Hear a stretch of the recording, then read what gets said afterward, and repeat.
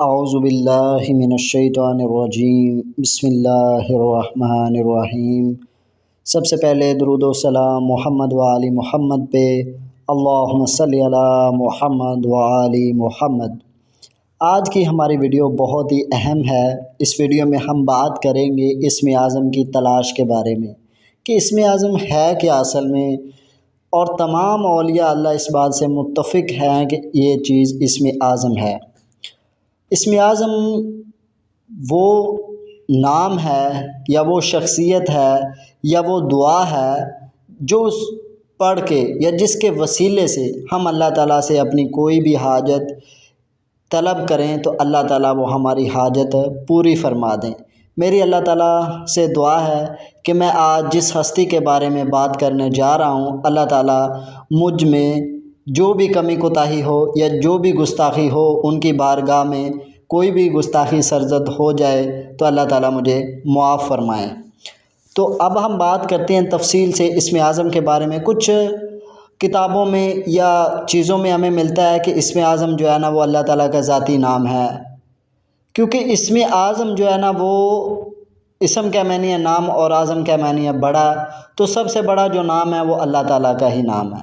لیکن ہم اللہ تعالیٰ کے ذاتی نام کے وسیلے سے اللہ تعالیٰ سے دعا تو نہیں نہ مانگ سکتے کہ اللہ تعالیٰ تم اپنے ذاتی نام کے وسیلے سے ہمیں دعا ہماری یہ حاجت پوری فرما، تو یہ ٹھیک نہیں رہے گا اسم اعظم کے لیے۔ تو کچھ بزرگوں نے لکھا ہے کہ بسم اللہ الرحمن الرحیم اسم اعظم ہے۔ کچھ بزرگوں نے کہا ہے کہ جو پہلا کلمہ شریف ہے لا الہ الا اللہ محمد الرسول اللہ، وہ اسم اعظم ہے۔ کچھ بزرگوں نے لکھا ہے کہ سورہ یاسین شریف کی جو آیت ہے سلام قولا من رب الرحیم، وہ اسم اعظم ہے۔ یعنی اسم اعظم بزرگوں نے مختلف روایات ملتی ہیں اس کے بارے میں۔ کچھ بزرگوں نے لکھا ہے کہ رسول اللہ صلی اللہ علیہ وآلہ وسلم کا جو اسم مبارک ہے وہی اسم اعظم ہے۔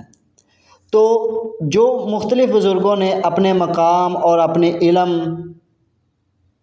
کے مطابق بتایا ہے کہ یہ چیز اسم اعظم ہے۔ کچھ بزرگوں نے لکھا ہے کہ اللہ تعالیٰ کے جو 99 نام ہیں اسی میں سے ایک اسم اعظم ہے، لہٰذا جب تم دعا کرو تو اللہ تعالیٰ کے 99 ناموں کو زبانی یاد کر لو، ان ناموں کو ہر ایک نام کو پڑھو اور اس کے بعد اپنے حاجات کے لیے اللہ تعالیٰ سے دعا کرو، تو امید ہے اللہ تعالیٰ آپ کی وہ حاجت پوری فرمائیں گے۔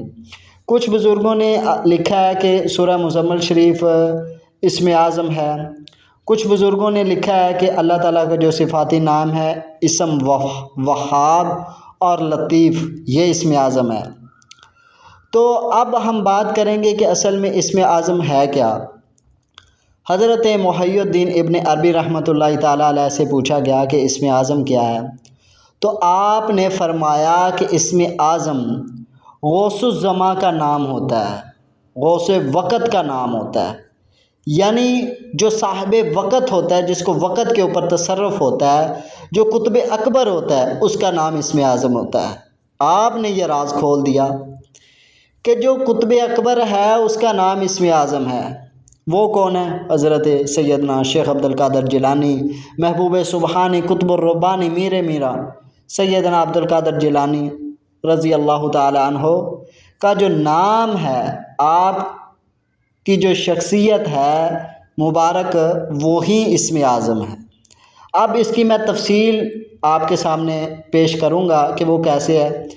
حضرت مجدد الف ثانی رحمۃ اللہ تعالیٰ علیہ کے صاحبزادے حضرت معصوم علی شاہ صاحب رحمۃ اللہ علیہ کے ایک استاد تھے، تو وہ کافی بیمار تھے۔ انہوں نے حضرت مجدد الف ثانی رحمۃ اللہ علیہ کو کہا، ان کے بیٹے نے حضرت معصوم علی شاہ صاحب نے، کہ حضرت آپ دعا فرما لیں میرے استاد کے لیے کہ اللہ تعالیٰ ان کو صحت کاملہ عطا فرمائے۔ تو آپ نے 2-3 دن تک دعا کی لیکن وہ دعا قبول نہیں ہوئی۔ تو آپ حضرت مجدد الف ثانی رحمۃ اللہ تعالیٰ علیہ نے اپنے بیٹے کو کہا کہ جو تمہارے استاد ہیں، ان کا نام تھا حضرت سعید رحمۃ اللہ علیہ، تو آپ حضرت مجدد الف ثانی رحمۃ اللہ علیہ نے اپنے بیٹے سے فرمایا کہ تمہارے جو استاد ہیں وہ تو شقیوں میں سے ہیں، وہ تو سعیدوں میں سے نہیں ہیں، تو میں نے 3 دن تک ان کے لیے دعا کی ہے لیکن دعا قبول ہی نہیں ہو رہی۔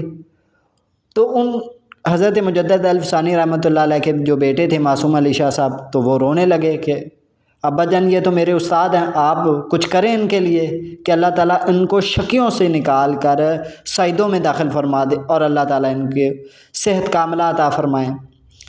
تو حضرت مجدد الف ثانی رحمۃ اللہ علیہ نے فرمایا ٹھیک ہے میں کچھ کرتا ہوں۔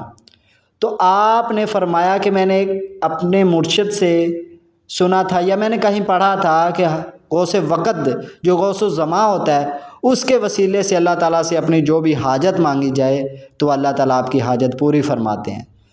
تو چوتھی مرتبہ جو حضرت مجدد الف ثانی رحمۃ اللہ علیہ نے دعا کی وہ حضرت غوث العظم سیدنا شیخ عبد القادر جیلانی محبوب سبحانی کے وسیلے سے دعا کی تو وہ دعا قبول ہو گئی۔ تو آپ کا وہ تجربہ بھی ہو گیا۔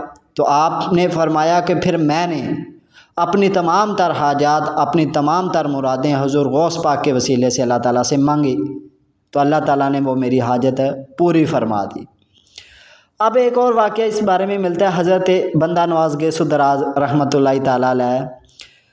آپ ظاہری بات ہے کہ ایک بہت بڑے سلسلے کے بزرگ بیعت یافتہ تھے، ایک بہت بڑا سلسلہ تھا آپ کا سلسلہ چشتیہ کے، آپ عظیم صوفی، عظیم کامل درویش گزرے ہیں۔ تو آپ ایک دن اچانک بیٹھے بیٹھے ہی یہ سوچ رہے تھے کہ کیا اتنا بڑا ہمارا سلسلہ ہے کہ اب بھی غوث پاک کا تصرف لازمی ہے کہ ہم اتنے بڑے سلسلے سے ہیں؟ تو آپ نے کیا دیکھا کہ آپ کی تمام تر روحانیت ضبط ہو گئی، بالکل اندھیرا ہو گیا۔ آپ نے جب آنکھیں بند کی تو کچھ بھی نظر نہ آیا۔ تو آپ نے پھر اپنی آنکھیں بند کی، مراقبہ میں گئے اور آپ نے اپنے مرشد سے پھر لو لگائی، اپنے مرشد کو مخاطب کیا کہ حضرت میرے ساتھ یہ معاملہ ہوا ہے۔ آپ کے جو مرشد تھے حضرت سید نصیر الدین چراغ دہلوی رحمۃ اللہ تعالیٰ علیہ، آپ کے خلیفہ تھے حضرت بندہ نواز گیس دراز رحمۃ اللہ علیہ۔ تو آپ حضرت بندہ نواز گیس دراز رحمۃ اللہ تعالیٰ علیہ نے پھر اپنے مرشد سے عرض کی کہ حضور یہ معاملات بنے ہیں۔ تو آپ نے فرمایا کہ میں اس میں کچھ نہیں کر سکتا، آپ میرے مرشد سے یعنی اپنے دادا مرشد سے لو لگائیں۔ تو حضرت سید نصیر الدین چراغ دہلوی جو خلیفہ تھے وہ حضرت نظام الدین اولیاء محبوب الہی کے خلیفہ تھے۔ تو انہوں نے پھر حضرت بندہ نواز گیس دراز رحمۃ اللہ علیہ نے مراقبے میں پھر اپنے دادا مرشد جو حضرت نظام الدین اولیاء محبوب الہی سے لو لگائی، ان سے پھر عرض کی۔ تو انہوں نے کہا کہ میں بھی اس معاملے میں کچھ نہیں کر سکتا، آپ میرے مرشد سے یعنی اب حضرت نظام الدین اولیاء محبوب الہی آپ بابا فرید کے خلیفہ تھے، بابا فرید کے مرید تھے۔ تو انہوں نے کہا تھا کہ تم میرے مرشد سے لو لگاؤ، ان سے عرض کرو، ہو سکتا ہے وہ اس معاملے میں تمہاری کچھ مدد کر سکتے، میں کچھ نہیں کر سکتا۔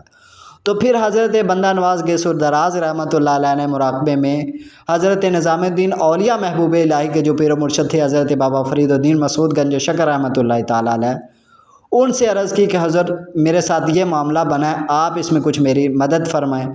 تو بابا فرید رحمۃ اللہ علیہ نے بھی ہاتھ کھڑے کر دیے، سبحان اللہ، کہ میں بھی اس معاملے میں کچھ نہیں کر سکتا، آپ میرے مرشد سے عرض کریں، یعنی حضرت قطب الدین بختیار کاکی رحمۃ اللہ تعالیٰ علیہ کی بارگاہ میں عرض کریں۔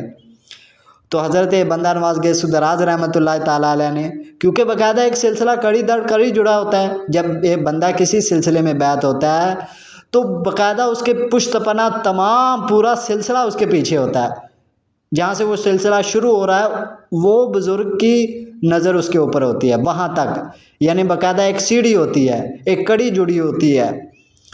تو حضرت بندہ نواز گیس دراز رحمۃ اللہ تعالیٰ علیہ نے اپنے جو بابا فرید کے مرشد تھے ان کی بارگاہ میں عرض کی، حضرت قطب الدین بختیار کاکی رحمۃ اللہ تعالیٰ علیہ کی بارگاہ میں عرض کی کہ حضرت یہ معاملات ہوئے ہیں، میں نے اس طرح سے صرف سوچا ہے تو میرے ساتھ یہ معاملہ ہوا ہے، میری تمام تر روحانی طاقت جو تھی، روحانیت تھی، وہ ضبط ہو گئی ہے۔ تو حضرت قطب الدین بختیار کاکی رحمۃ اللہ تعالیٰ علیہ نے فرمایا کہ میں بھی اس معاملے میں تمہاری کچھ مدد نہیں کر سکتا، تم میرے مرشد کی بارگاہ میں عرض کرو۔ یعنی قطب الدین بختیار کاکی رحمۃ اللہ علیہ کے جو مرشد تھے حضرت بندہ نواز حضرت خواجہ معین الدین چشتی اجمیری رحمۃ اللہ تعالیٰ علیہ سلطان الہند، جن سے باقاعدہ سلسلہ چشتیہ چلا مولا علی علیہ السلام کے بعد، تو آپ نے پھر حضرت بندہ نواز گیس دراز رحمۃ اللہ تعالیٰ علیہ نے پھر آپ کی بارگاہ میں عرض پیش کی کہ حضرت یہ معاملہ ہے، آپ میری کچھ مدد فرما دیں۔ تو حضرت بندہ نواز خواجہ معین الدین چشتی اجمیری رحمۃ اللہ تعالیٰ علیہ نے بھی فرمایا کہ میں اس معاملے میں تمہاری کچھ مدد نہیں کر سکتا، میں تم کو حضور غوث پاک کی بارگاہ میں پہنچا سکتا ہوں، آگے تمہارا کام ہے، تم ان سے معافی طلب کرو، تو وہ ہی کچھ کر سکتے ہیں اس معاملے میں کچھ نہیں کر سکتا۔ تو حضرت بندہ نواز گیسو دراز رحمۃ اللہ تعالیٰ علیہ نے فرمایا کہ حضرت آپ مجھے حضور غوث پاک کی بارگاہ میں ان کے مجلس تک پہنچا دیں، آگے میں خود کر لوں گا۔ تو حضرت خواجہ معین الدین چشتی اجمیری رحمۃ اللہ تعالیٰ علیہ نے آپ کو حضرت بندہ نواز گیسو دراز رحمۃ اللہ تعالیٰ علیہ کو حضور غوث پاک کی بارگاہ میں پہنچایا۔ تو آپ نے وہاں پھر حضرت غوث الاعظم کی قدم بوسی فرمائی اور ان سے معافی طلب کی، حضرت مجھے معاف فرما دیں۔ تو آپ نے مسکرائے اور آپ نے معاف کیا، اور آپ حضرت بندہ نواز گیسو دراز رحمۃ اللہ علیہ فرماتے ہیں کہ حضور غوث پاک نے فرمایا کہ میں صرف تمہیں بتانا چاہتا تھا کہ میرا تصرف تب تک رہے گا جب تک حضرت امام مہدی علیہ السلام کا ظہور نہیں ہوتا، تب تک بالکل ایسے ہی میرا تصرف رہے گا جیسے حیات میں میرا تصرف تھا، تب تک میرا تصرف رہے گا۔ تو آپ نے پھر آپ کو معاف فرمایا اور آپ کو روحانیت کے بلند مقام پہ عطا فرمایا، یعنی آپ کو روحانیت کے بلند مقام پر منتقل فرمایا۔ تو حضرت بندہ نواز گیسو دراز رحمۃ اللہ علیہ فرماتے ہیں کہ آپ نے پھر مجھے اتنا نوازا کہ میں سوچ بھی نہیں سکتا تھا۔ تو حضور غوث پاک جو قطب اکبر تھے، اب زمانے کو 3 حصوں میں تقسیم کیا گیا۔ جو پہلا حصہ تھا اس کے جو قطب اکبر گزرے وہ حضرت مولا امام حسین علیہ السلام تھے، وہ آپ پہلے زمانے کے قطب اکبر تھے۔ ان سے پھر قطب اکبر اس کو کہتے ہیں جس کا قلب رسول اللہ صلی اللہ علیہ وآلہ وسلم کے قلب کے، یعنی آپ کا جو قلب ہوتا ہے نا، قطب اکبر کا جو قلب ہے وہ آپ کے قلب، یعنی قطب اکبر کا جو قلب ہوتا ہے نا وہ رسول اللہ صلی اللہ علیہ وآلہ وسلم کے قلب کے قدم پر ہوتا ہے۔ یعنی قطب اکبر کو ڈائریکٹ جو فیض ملتا ہے، ڈائریکٹ جو علم منتقل ہوتا ہے وہ رسول اللہ صلی اللہ علیہ وآلہ وسلم سے منتقل ہوتا ہے، اور وہ علم کسی بھی ولی کو نہیں دیا جاتا جو قطب اکبر کو دیا جاتا ہے۔ تو اب جو دوسرے قطب اکبر تھے وہ حضرت پہلے قطب اکبر مولا امام حسین علیہ السلام، دوسرے قطب اکبر حضرت سیدنا شیخ عبد القادر جیلانی محبوب سبحانی۔ تو اب جو قطب اکبر ہوتا ہے ان کو ڈائریکٹ پھر اسم اعظم عطا کیا جاتا ہے، کیونکہ ڈائریکٹ جو اسم اعظم برداشت کر سکتا ہے وہ قطب اکبر کا ہی قلب ہوتا ہے۔ کیونکہ وہ رسول اللہ صلی اللہ علیہ وآلہ وسلم کے قلب کے ساتھ ہوتا ہے، یعنی ان کو ڈائریکٹ فیض جو ہوتا ہے نا وہ رسول اللہ صلی اللہ علیہ وآلہ وسلم کے قلب سے ہوتا ہے۔ اب آپ کا تصرف تب تک رہے گا جب تک حضرت امام مہدی علیہ السلام کا ظہور نہیں ہوتا۔ جو قطب اکبر ہوتا ہے انبیاء رسول اللہ صلی اللہ علیہ وآلہ وسلم کے بعد سب سے بڑا جو تصرف ہوتا ہے نا وہ قطب اکبر کے پاس ہوتا ہے۔ آپ فرماتے تھے کہ جو مہینہ آتا ہے وہ مجھ سے پوچھ کے آتا ہے، وہ پہلے میری بارگاہ میں حاضر ہوتا ہے۔ جو مہینہ دنیا میں وقوع پذیر ہونا ہوتا ہے نا وہ پہلے میری بارگاہ میں حاضر ہوتا ہے۔ جو سال آنا ہوتا ہے وہ پہلے میری بارگاہ میں حاضر ہوتا ہے۔ جو دن ہوتا ہے وہ پہلے میری بارگاہ میں حاضر ہوتا ہے، حضرت غوث پاک فرماتے ہیں۔ تو قطب اکبر کی یہ شان ہوتی ہے۔ تو آپ فرماتے ہیں کہ میں نے 70 مرتبہ جب آپ کو تاج سبحانی پہنایا گیا تو تب آپ سے پوچھا گیا کہ اے عبد القادر تم کیا چاہتے ہو، مانگو۔ تو آپ فرماتے ہیں کہ اس وقت میں نے 70 مرتبہ اللہ تعالیٰ سے وعدہ لیا تھا کہ جو بھی میرا مرید ہوگا وہ بے ایمان نہیں مرے گا۔ تو جو قطب اکبر ہوتا ہے اس کے وسیلہ سے جو بھی دعا کی جائے، بزرگ فرماتے ہیں تقریباً تمام اولیاء اللہ، اسی لیے تو حضور غوث پاک نے فرمایا تھا کہ میرا قدم تمام اولیاء اللہ کے گردنوں پر ہے۔ تو قطب اکبر کے وسیلے سے آپ کے اوپر آپ کی مشکلات دور کر دی جاتی ہیں۔ آپ کی حاجتیں پوری فرماتی ہیں۔ آپ اس چیز کا تجربہ کر کے دیکھ لیں، کیونکہ اس کی باقاعدہ سند ہمیں حضرت مجدد الف ثانی سے بھی ملتی ہے، حضرت محی الدین ابن عربی سے بھی ملتی ہے۔ آپ سے بھی پوچھا گیا کہ اسم اعظم کیا ہے، تو آپ نے فرمایا تھا غوث الوقت کا جو نام ہوتا ہے نا وہ اسم اعظم ہوتا ہے۔ اب ایک واقعہ میں نے آپ کو سنایا کہ حضرت مجدد الف ثانی رحمۃ اللہ علیہ نے کس طرح آپ کے وسیلے سے دعا کی، کیونکہ 3 دفعہ آپ دعا کر چکے تھے تو جو قبول نہیں ہوئی، تو چوتھی دفعہ آپ کے وسیلے سے جب آپ نے دعا کی تو آپ فرماتے ہیں یہ ایک بہت بڑا تجربہ بھی ہو گیا اور مجھے ایک بہت بڑا علم بھی مل گیا اپنی تمام تر حاجات کے لیے، تو جو میں آپ کے وسیلے سے جب میں نے جو بھی حاجت اللہ تعالیٰ سے طلب کی، اللہ تعالیٰ نے وہ میری حاجت پوری فرمائی۔ تو یہ قطب اکبر کا مقام ہوتا ہے، یعنی ولایت بھی کسی کو ملتی ہے نا تو وہ قطب اکبر کے ہی وسیلے سے ملتی ہے۔ آپ کا تصرف پورے عالمین کے اوپر ہوتا ہے جو قطب اکبر ہوتا ہے۔ آپ فرماتے تھے کہ اللہ تعالیٰ کی کائنات میرے سامنے رائی کے دانے کے برابر ہے، کیونکہ آپ قطب اکبر ہیں، تو تب تک اس میں ذات بھی آپ کے پاس ہی رہے گا جب تک حضرت امام مہدی علیہ السلام کا ظہور نہیں ہوگا۔ آپ حضرت سیدنا شیخ عبد القادر جیلانی محبوب سبحانی جس کی تصدیق کریں گے وہی ولی ہوگا۔ تو آپ کو ولیوں میں بہت بلند مرتبہ حاصل ہے، تو آپ اپنی زندگی میں یہ تجربہ کریں، میری بات نہ مانیں، آپ خود تجربہ کریں کہ آپ کی جو بھی حاجت ہے، جو بھی آپ کی مشکل ہے، جو بھی آپ کی پریشانی ہے، آپ کا جو بھی مسئلہ ہے، آپ حضور غوث پاک کا وسیلہ دیں۔ آپ 3 دفعہ یا 11 دفعہ یا 7 دفعہ سورہ اخلاص پڑھیں، ہر دفعہ بسم اللہ الرحمن الرحیم کے ساتھ، اور آپ کی اس کا جو ثواب ہے وہ حضور غوث پاک کی بارگاہ میں پیش کریں، اور اللہ تعالیٰ سے حضور غوث پاک کے وسیلے سے اپنی حاجت طلب کریں کہ اللہ تعالیٰ میرے یہ معاملات ہیں، میری یہ حاجت ہے، میں حضور غوث پاک کا وسیلہ پیش کرتا ہوں کہ آپ ان کے وسیلے سے میری یہ حاجت پوری فرما دیں۔ آپ اس چیز کا تجربہ کریں، آپ کچھ پڑھ کے حضور غوث پاک کو ہدیہ کریں اور ان کی بارگاہ میں بھی عرض کریں کہ حضرت آپ بھی میری دعا میں آمین فرما دیں، اور اللہ تعالیٰ سے آپ کے وسیلے سے دعا مانگیں۔